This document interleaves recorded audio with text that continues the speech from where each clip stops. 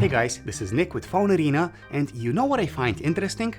How some people buy a phone because it has this exact processor or that particular camera, and others just buy a phone because it sparkles or something. This here is the Asus ZenFone 6, and I think it is definitely a phone for the first group of people. It has a big screen, a giant battery, the fast Snapdragon 855 chip, and it starts at just $499, which is a bargain in 2019. Oh, and it can also do this. So I've been using the ZenFone 6 for several weeks now, and I would say that it's one of the most unusual phones of the year. And I mean this in a good way. For example, this is one of the few phones that achieve the all-screen bezel-less design without the need for a notch in the display. The bezels are not exactly razor thin, and the chin at the bottom is definitely there, but hey, we cannot really complain given the price point. As you may have noticed, there is no front-facing camera on this phone. When you need to take a selfie, the entire camera module flips 180 degrees, and that's actually a pretty cool concept. You get a 48 megapixel main camera and a 13 megapixel wide-angle camera next to it, which is more than enough to take awesome selfies. Also, I've had no issues using the flip camera for video calls or in third-party applications. What I am worried about is that, at the end of the day, this is still a mechanical component.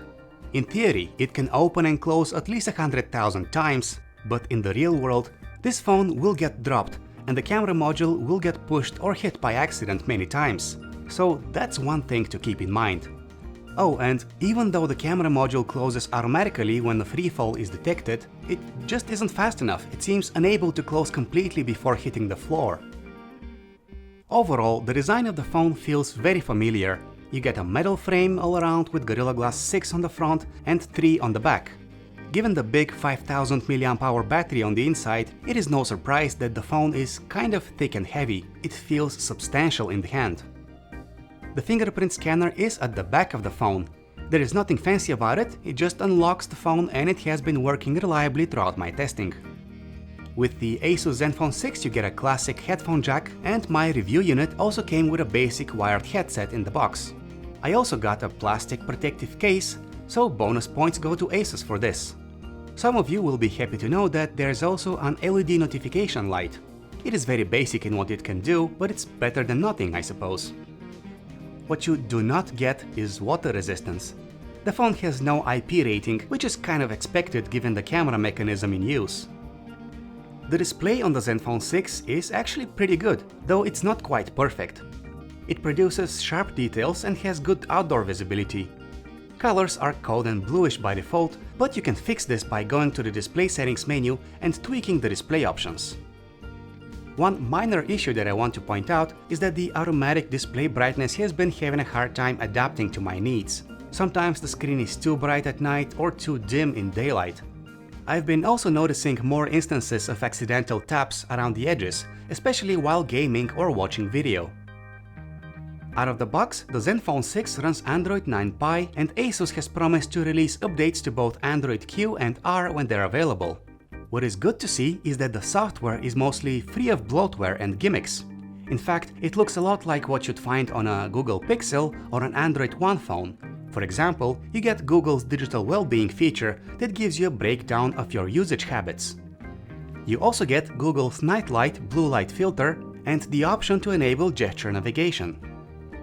A dark mode is available for those who like how it looks, but do not expect it to have any effect on battery life, since this here is an LCD screen, not an OLED. Because of this, you do not get an always-on display either, but you can set the ZenFone 6 to light up the screen when you receive a notification, which can be useful. We also see efforts in making single-handed usage easier. For example, you can pull down your notifications by swiping down on the screen or on the fingerprint scanner at the back. Also, the contents of folders and dialog windows are designed to be closer to the bottom of the screen so that they're easier to reach. Another welcome addition is the so-called Smart Key. Out of the box, it is configured to launch the Google Assistant or your personal updates page if you press it twice. However, the key can be set to perform different actions if you're not a heavy assistant user. For example, a single press can cycle between loud, vibrate and silent modes. A double press can activate the flashlight, and a long press can take a screenshot. Unfortunately, you cannot set the button to launch an application of your choice. On the hardware side of things, the Asus ZenFone 6 comes in several configurations. The base model has 6GB of RAM and 64GB of storage, but models with 8GB of RAM and 128 or 256 gigs of storage are also available. The one that I have here is the 8 plus 256GB model, and I cannot really complain about its speed or responsiveness. A Google Pixel phone could be a bit more fluid with its responsiveness and animations, but again, this phone here starts at $500, and at this price point, this is definitely one of the fastest phones you can get. If there is one thing that I want to see Asus improve on with future software updates, that would be the camera. I know, a 48 megapixel camera sounds awesome on paper, but the software behind it could be much better. You see, there is this HDR Plus mode that is applied automatically when the camera decides that it is needed. And sometimes the photos turn out great, but then you take another picture later and it looks flat, artificial, lacking highlights and vividness.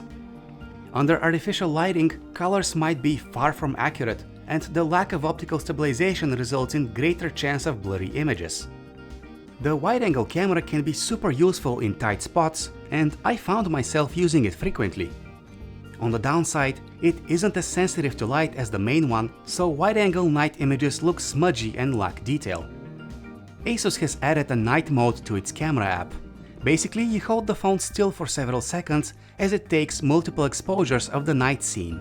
These are then layered on top of each other, and the result is a clearer, more detailed image.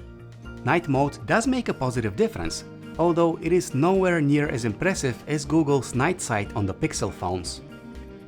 The ZenFone 6 can shoot video at up to 4K resolution and 60 frames per second. Video actually looks really good, and the software stabilization keeps the frames super steady. Now, according to its specs page, the ZenFone 6 comes with stereo speakers. One is at the bottom and the other is at the top, doubling as the earpiece. In practice, it is hard to call these stereo speakers because the earpiece is way too quiet to produce a decent stereo effect.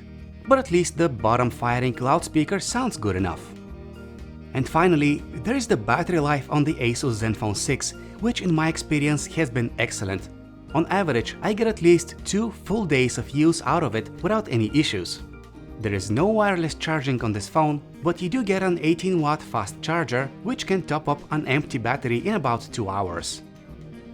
In conclusion, the Asus ZenFone 6 may not be a phone for everyone, but it is definitely a phone to recommend to Android enthusiasts.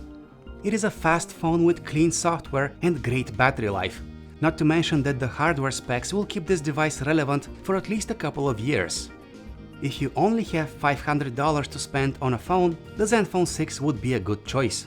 Just be sure to keep that camera module safe from danger.